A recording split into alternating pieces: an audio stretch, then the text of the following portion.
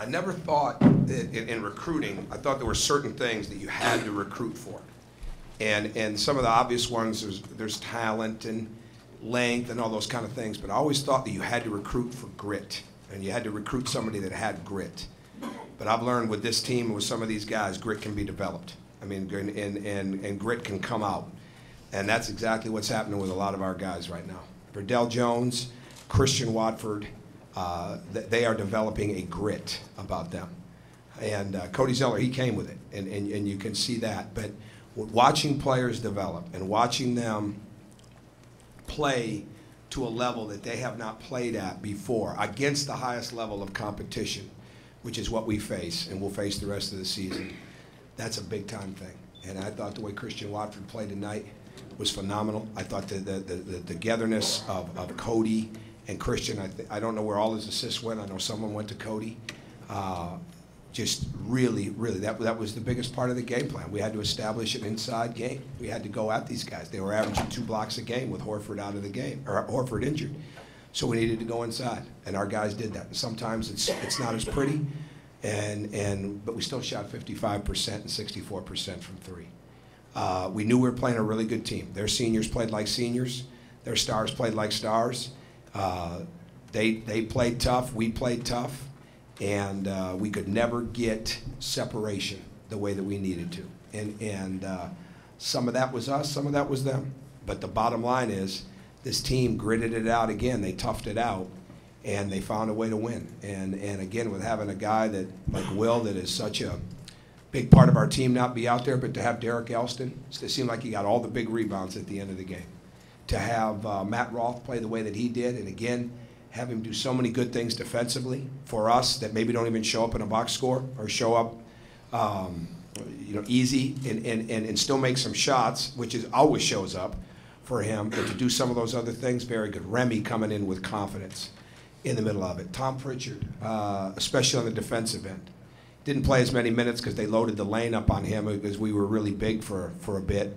And they loaded the lane up, so we needed to get a little more penetration in there, so we had to sub him in and out a little bit more, but really, really proud of our team. They have won 14 games, 14 different ways, with a lot of room for improvement, and I'm excited about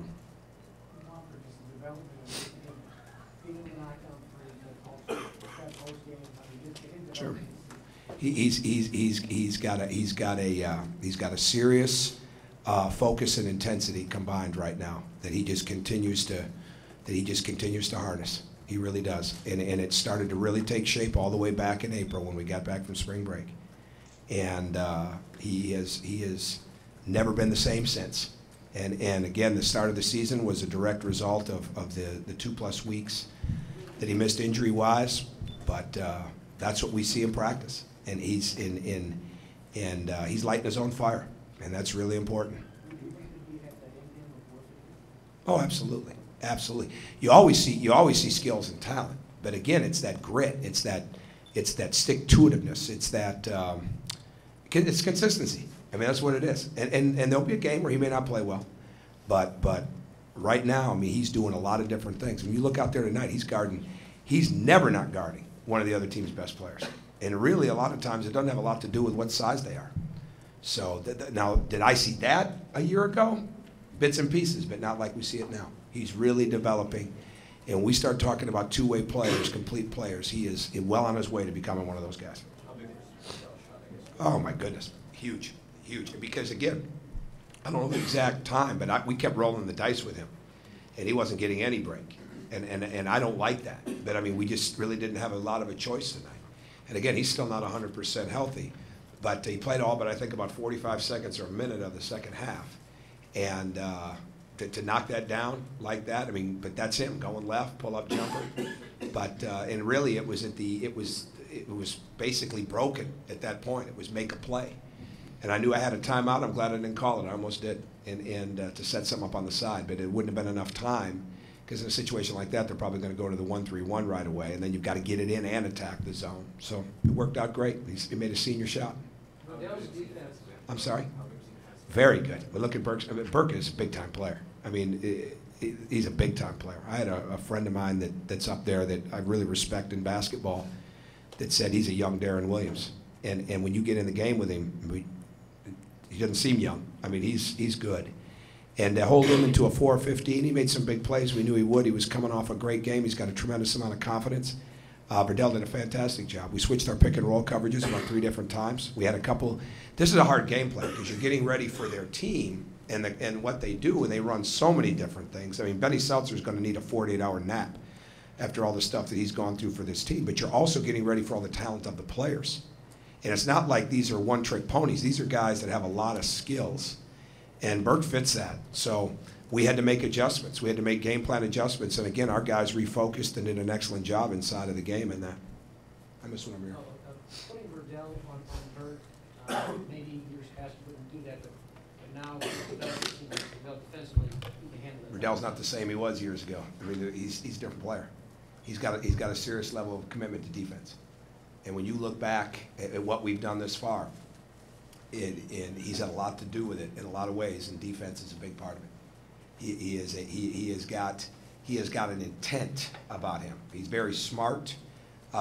He's our best at getting over screens. He's got length.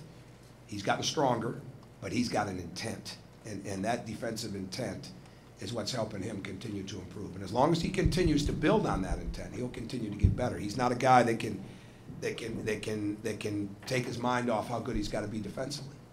But you're probably right. In the past, we wouldn't have done that.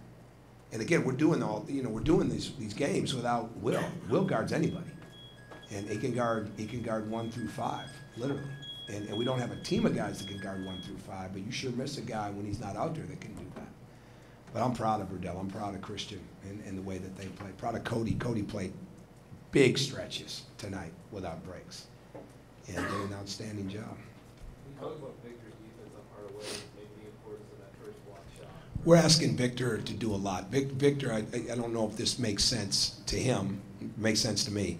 He's the one that misses Will the most because those two are really very much the same in the sense of the activity that they create defensively. Vic did an excellent job. He's got big assignments. He had 11 deflections tonight and was aggressive.